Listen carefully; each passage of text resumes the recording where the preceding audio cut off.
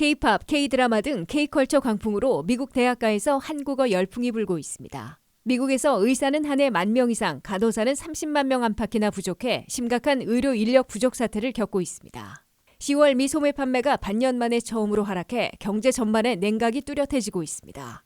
도널드 트럼프 전 대통령이 출범시킨 SNS 트루스 소셜이 2년간 7,300만 달러의 손실을 입어 회생하기 어렵다는 판정을 받고 있습니다. 조 바이든 대통령과 시진핑 국가주석은 샌프란시스코 미중 정상회담에서 지나친 경쟁으로 충돌이 발생하지 않도록 관리하고 군사 채널을 복원키로 합의했습니다. 여러분 안녕하십니까? 워싱턴 뉴스 투데이입니다. 미국 대학가에서 K-팝, K-드라마 등의 관심이 폭발하면서 한국어 열풍이 불고 있는 것으로 확인됐습니다.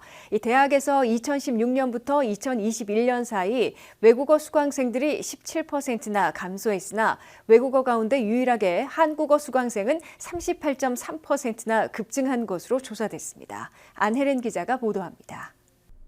미국은 물론 지구촌을 휩쓸고 있는 K-팝, K-드라마 등 K-컬처 광풍으로 미국 대학가에서도 한국어 열풍이 불고 있습니다. 미국 대학에서 외국어 강좌를 수강하는 등록 학생들은 2016년 140만 명에서 2021년에는 120만 명으로 16.6% 줄어든 것으로 악시오스가 15일 보도했습니다.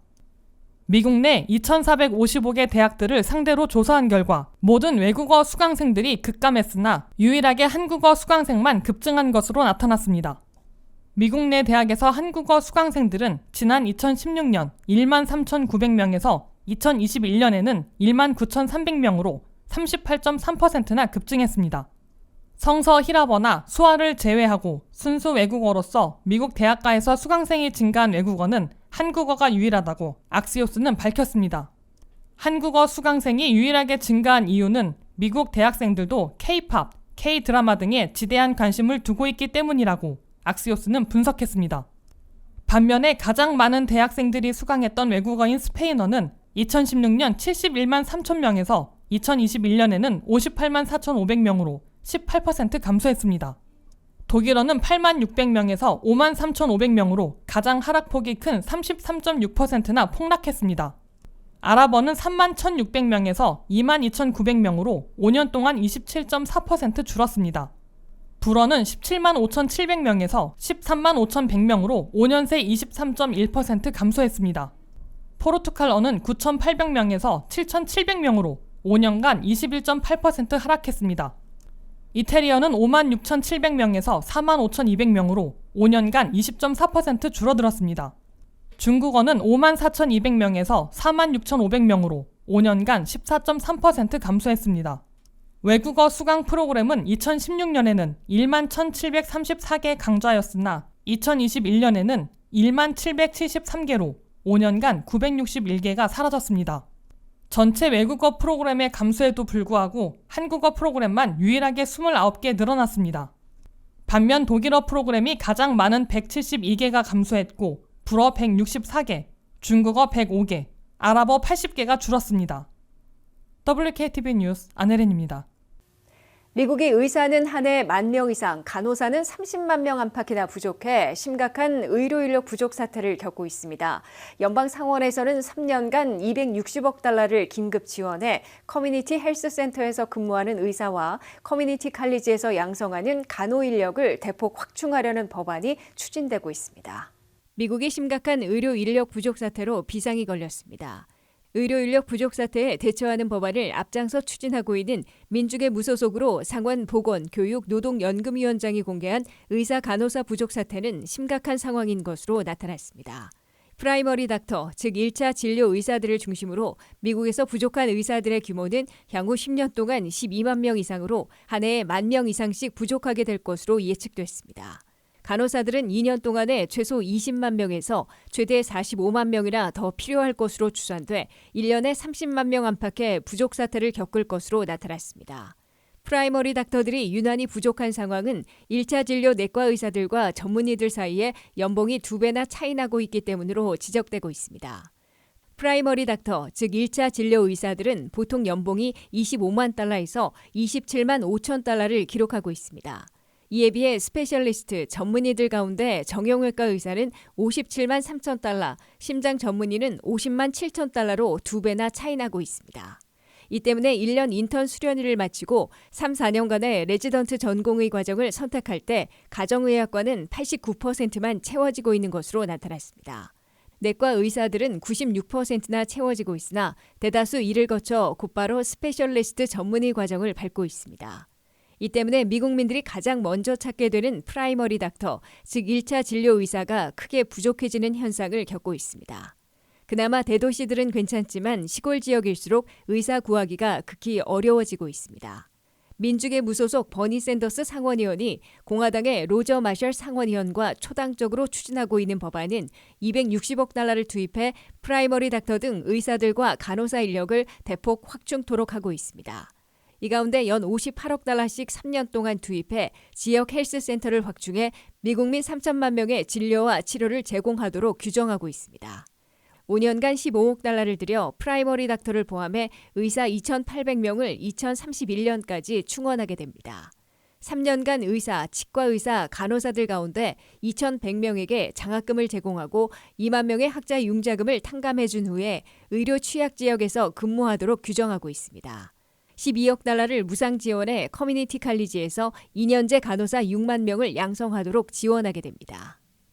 미국의 10월 소매 판매가 반년 만에 처음으로 하락해 고용과 물가에 이어 경제 전반에 냉각이 뚜렷해지고 있습니다. 경제 분석가들은 올 연말 경제 성장률이 2%대로 다시 떨어지고 내년 상반기에는 1%대로 더욱 저조해질 것으로 우려하고 있습니다. 안혜란 기자의 보도입니다. 미국의 경기 지표 가운데 고용과 물가에 이어 소매 매출도 급속 냉각된 것으로 나타나 미국 경제 전반에 급냉이 현실화되고 있다고 월스트리트 저널이 15일 보도했습니다.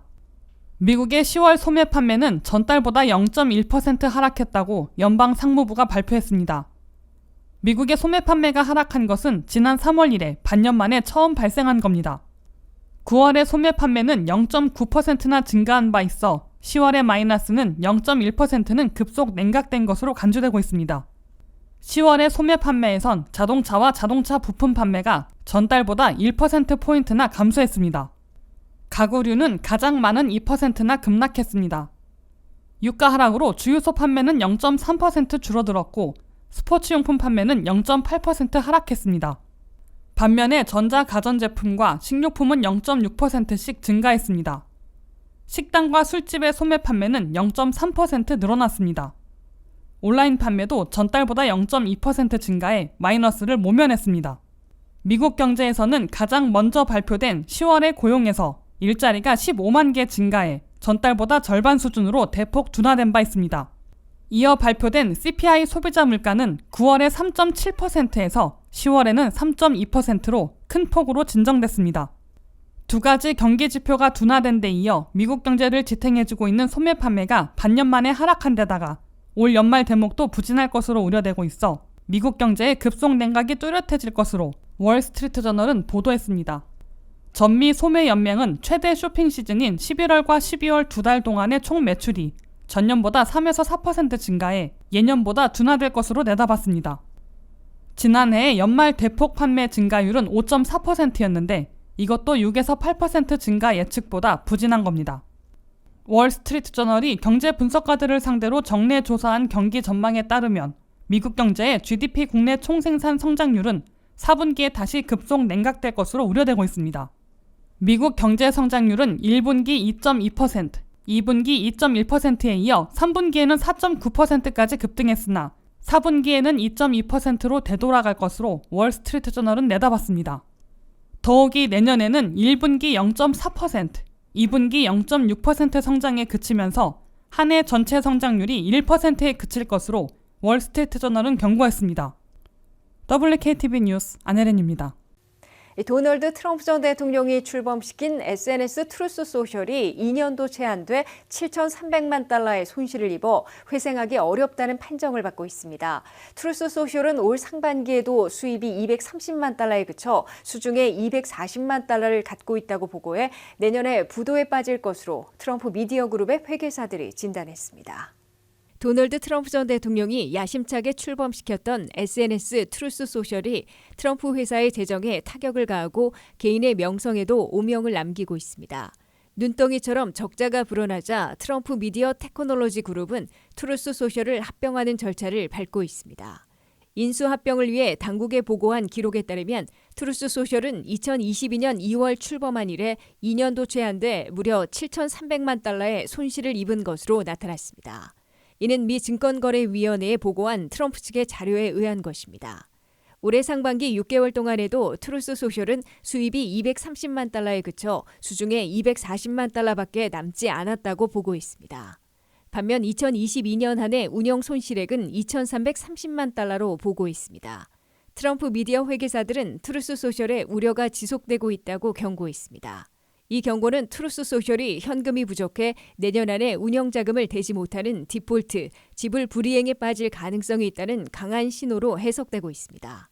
도널드 트럼프 전 대통령은 공화당 경선 레이스에서는 압도적 1위를 1년 이상 유지하고 있으나 형사기소 4건에 이어 회사와 개인의 재정 문제로 수렁에 빠져들고 있습니다.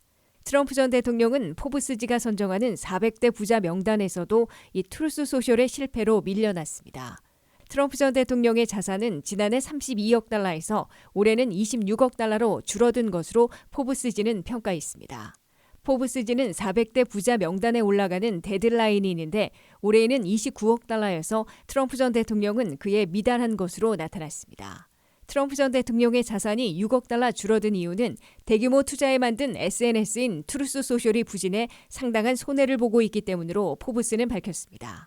트럼프 전 대통령은 트루스 소셜에 거액을 투자해 지난해에는 7억 3천만 달러로 가치를 평가받았으나 올해 현재는 1억 달러로 급락해 6억 달러 이상 급감한 것으로 포브스는 설명했습니다. 트럼프 전 대통령은 당초 올 연말까지 트루스 소셜의 사용자가 4천만 명에 달할 것으로 예상했지만 10월 현재 650만 명에 그치면서 트위터의 새 이름인 X 사용자의 1%에 불과한 것으로 나타났습니다. 조 바이든 대통령과 시진핑 중국 국가주석은 샌프란시스코 미중 정상회담에서 지나친 경쟁으로 충돌이 발생하지 않도록 관리하고 군사 채널을 복원하며 국제 분쟁의 확전을 방지하고 기후변화 협력을 재개하기로 합의했습니다. 양국이 좀비 마약으로 불리는 펜타닐의 확산을 저지하는 데 협력하고 인공지능의 통제를 논의할 포럼도 출범시키기로 했습니다. 한면태 기자가 보도합니다. 조 바이든 대통령과 시진핑 중국 국가주석이 에이펙 정상회의 첫날에 샌프란시스코에서 미중 정상회담을 갖고 양국 관계 해빙은 물론 지구촌 분쟁과 난제 등에 대한 협력 방안을 논의했습니다. 지난해 인도네시아 발리에서 열린 G20 정상회의에 이어 1년 만에 직접 만난 미중 정상들은 샌프란시스코 백악 정원을 갖춘 대저택에서 외교, 재무, 국가안보 핵심 참모들이 배석한 가운데 핵심 현안들을 장시간 심도 있게 논의했습니다. 바이든 대통령은 우리는 지나친 경쟁으로 충돌을 빚는 일이 없도록 막는 게 주 목표라며 미중 양국이 충돌을 피하면서 책임 있게 경쟁을 관리하자고 요청했습니다. 이에 시진핑 국가주석도 지구는 두 강대국들에게 충분히 크다면서 양국이 서로를 억누르지 않고 발전해 나갈 수 있어 양국 관계의 미래가 매우 밝다고 강조했습니다. 미중 정상들은 1년 이상 단절돼 온 양국 군사 채널을 복원하기로 입장을 같이 한 것으로 알려졌습니다. 중국은 지난해 8월 낸시 펠로시 당시 하원의장의 대만 방문에 항의해 군사 채널을 끊었으며 올 2월 미국 영공에서 스파이 풍선기구 격추 사태로 악화돼 대만 해협 등에서의 군사 충돌을 사전에 막을 수 있는 군사 채널마저 장기 중단돼 왔습니다. 양국은 AI 인공지능이 핵무기 명령이나 통제 등에 악용되는 사태 등 부작용을 막기 위한 포럼을 구성해 논의해 나가기로 했습니다. 미국 내에서 좀비 마약으로 불리며 심각한 결과를 초래하고 있는 펜타닐의 확산을 차단하기 위해 중국이 성분 규제에 나서기로 약속했습니다. 바이든 대통령은 시진핑 주석에게 중동 전쟁이 확전되지 않도록 중국이 소통 채널을 갖고 있는 이란에게 자제하도록 협조해 줄 것을 요청했습니다. 미국과 중국은 이와 함께 기후변화 대책과 메탄 온실가스 감축, 에너지 전환 등을 논의하는 기후회담을 재개하기로 합의했습니다. 미국은 그러나 중국과 경쟁은 하되 충돌만큼은 피한다는 목표에 다가서고 1년 이상 중단되어 온 군사 채널을 복원하는 것만으로도 이번 미중 정상회담이 성공적인 것으로 평가하게 될 것이라며 완전한 해빙과 협력관계, 실질적인 성과를 내기까지는 아직 먼 길이라는 점을 인정하고 있습니다. WKTV 뉴스 한면택입니다. 이상으로 워싱턴 뉴스투데이를 마치겠습니다. 시청해주신 여러분 고맙습니다.